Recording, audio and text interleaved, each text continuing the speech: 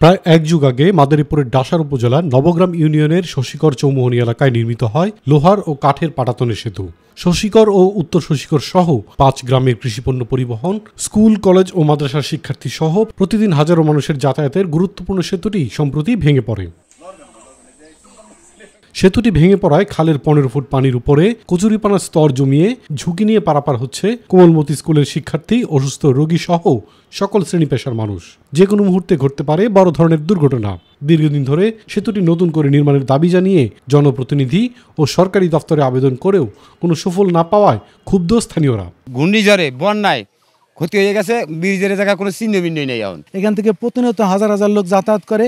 এই ব্রিজটি না থাকার কারণে আমাদের খুব কষ্ট হচ্ছে। যে কৃষিপণ্য মালামালগুলো আছে এগুলো আমাদের আনতে খুবই বিপজ্জনক হইতেছে। বাচ্চা কাচ্চা যায়, স্কুলে যায়, কলেজে যায়, মহিলারা যাইতে যে কত কষ্ট। প্রশাসনকে অবহিত করেছি, কিন্তু এখন পর্যন্ত তার কোনো প্রতিকার আমরা পাচ্ছি না। জনদুর্ভোগ লাঘবে শীঘ্রই এখানে নতুন সেতু নির্মাণের ব্যবস্থা নেওয়া হবে বলে জানিয়েছে স্থানীয় প্রশাসন। অস্থায়ী একটা ব্রিজ ছিল যেটা ওয়াশ আউট হয়ে গিয়েছে।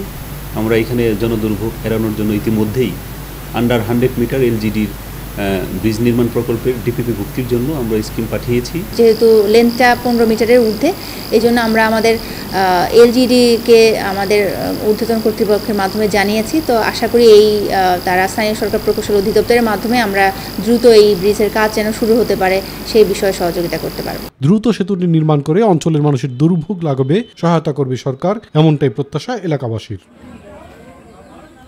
ইলিয়াস কমল, মাই টিভি।